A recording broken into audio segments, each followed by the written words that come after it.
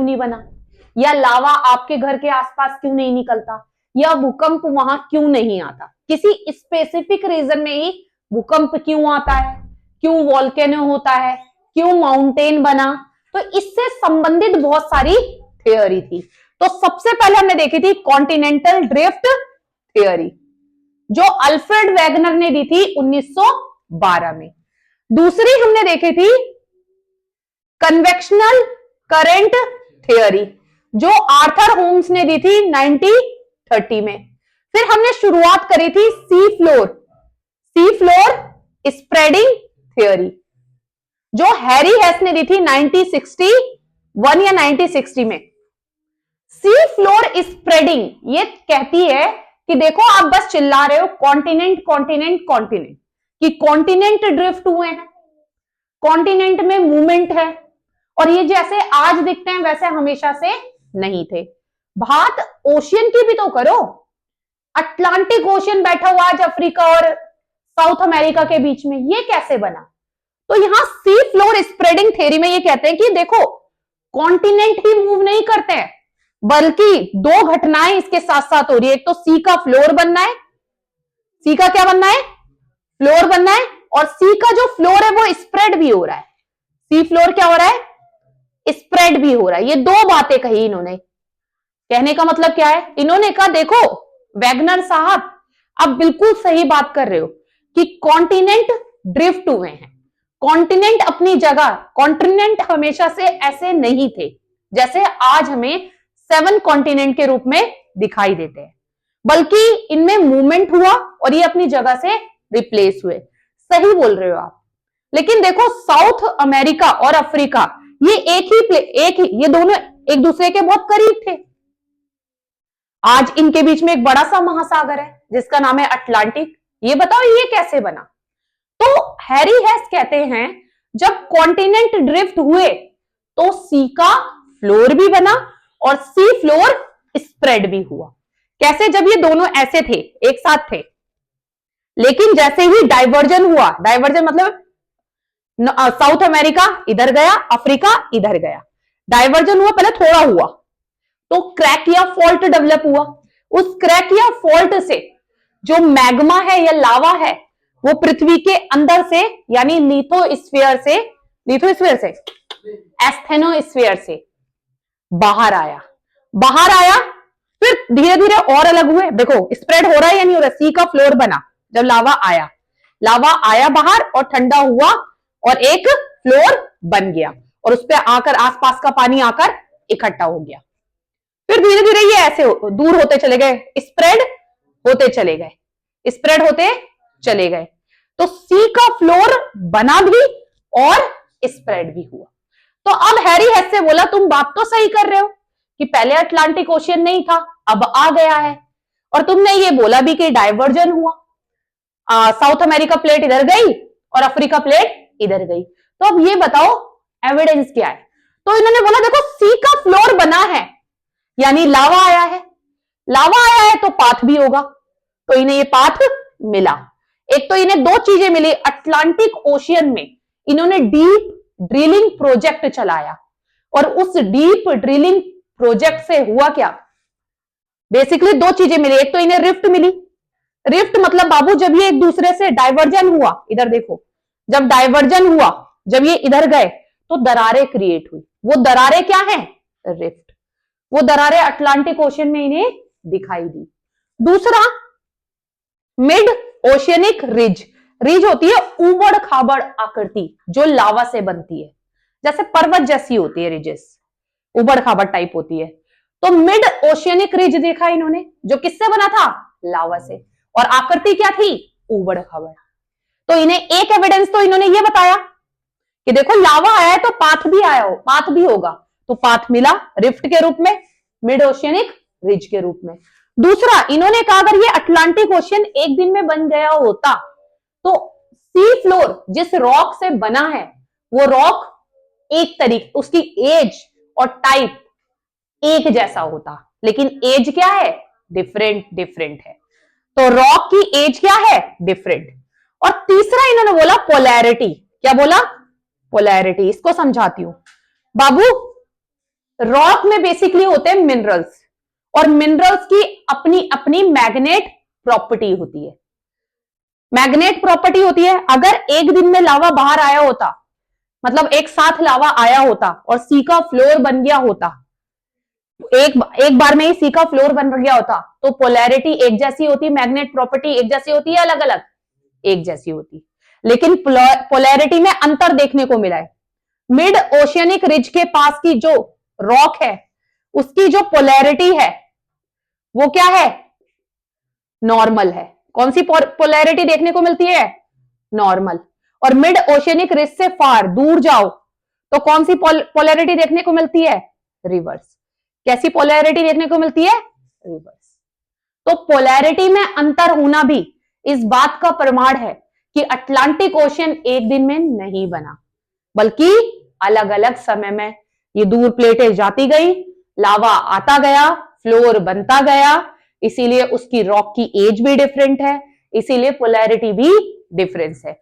Mid oceanic ridge के पास की polarity normal है और मिड ओशियनिक रिज से दूर जो पोलैरिटी है वो रिवर्स पोलैरिटी है। समझ में आया या नहीं आया? पहले इतना लिखो। आ जाओ बाबा। पोलैरिटी डिफरेंट है। जो सी फ्लोर है उसके जो रॉक है उसकी मैग्नेट प्रॉपर्टी अलग अलग है। जब नॉर्मल पोलैरिटी की बात कर रहे हैं कि मिड ओशियनिक रिज के पास जो रॉक है उसमें क्या पाई जा रही है? Normal polarity. तो इसका मतलब क्या है? ऊपर है बाबू साउथ, नीचे है नॉर्थ। और यहां जो रिवर्स पोलैरिटी की बात, मिड ओशियनिक रिज से जैसे जैसे दूर जाओगे तो वहां की रॉक में जो मैग्नेट प्रॉपर्टी है या पोलैरिटी है वो है रिवर्स पोलैरिटी, जिसमें नॉर्थ ऊपर है और साउथ नीचे है। कोई डाउट यहां तक? इसके बाद नेक्स्ट करते हैं बाबू।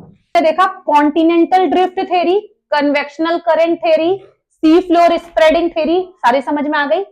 एक बात और थी, अब इसको ना कंबाइंड करूंगी मैं। किसे? Sea floor spreading theory. किसने दी? हैरी हेस ने। ये भी आपको पता है। कब दी? 1961 में। इसके ऊपर क्या बात करूंगी मैं? इसके बेसिकली इसे कंबाइंड कर कर इसमें शैलो डेप्थ बताना है आपको। सी फ्लोर स्प्रेडिंग थ्योरी, इसके सिनॉप्सिस कैसे बनाओगे ये बता रही हूं। हैरी हेस ने कहा कि आप बिल्कुल सही कह रहे हैं कि कॉन्टिनेंट ड्रिफ्ट हुए हैं। कहा बिल्कुल सही बात है। कॉन्टिनेंट क्या हुए हैं बाबू? ड्रिफ्ट हुए हैं। ये एकदम सच बात है।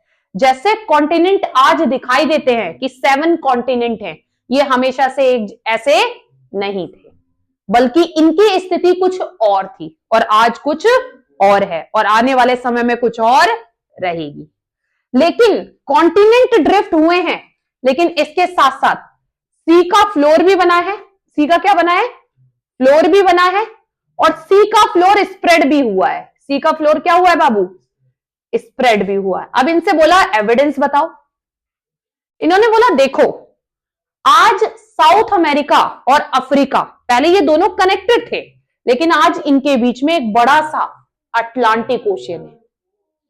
अगर अटलांटिक ओशियन है और उसमें ओशियन है तो वाटर है। वाटर है तो वो किसी ना किसी क्रस्ट पर है, तो ये क्रस्ट बनी होगी। अगर क्रस्ट बनी है, सी का फ्लोर बना है लावा से, तो लावा के लिए पाथ भी होगा, है ना?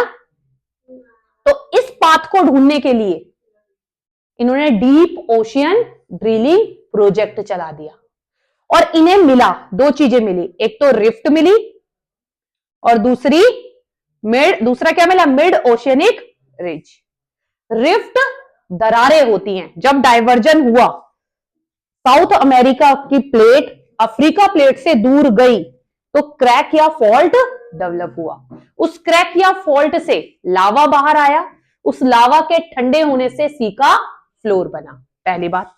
और इस लावे से उबड़ खाबड़ संरचना भी बनी, जिसे मैंने बोला मिड ओशियनिक रिज। पहला पॉइंट। दूसरा पॉइंट, अगर ये सी का फ्लोर एक दिन में बन गया होता तो सभी रॉक एक जैसी होती, सेम, क्या होती, उनकी एज सेम होती। लेकिन हमने देखा मिड ओशियनिक रिज के पास की जो रॉक है वो न्यू है, क्या है, न्यू है। और इससे दूर जाओगे तो रॉक क्या है, ओल्ड है। तो एक दिन में नहीं बना।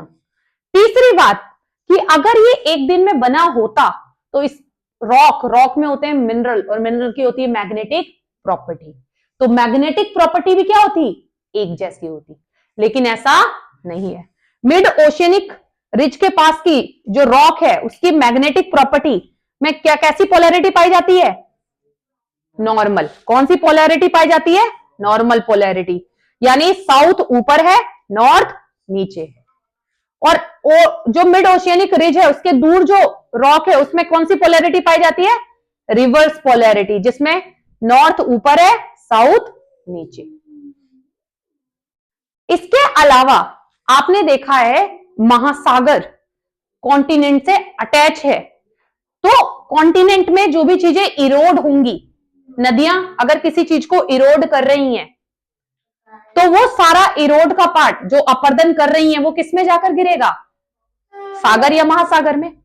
जैसे कि गंगा नदी हिमालय से आती हुई इरोड करती हुई जमीन को, पर्वतों को इरोड करती हुई अपने साथ लेकर जाती है सेडिमेंट्स, और उन्हें कहां डाल देती है, एक तो बे ऑफ बंगाल है और एक अरेबियन सी है, बे ऑफ बंगाल में। किसमें डाल देती है, बे ऑफ बंगाल में, बंगाल की खाड़ी में।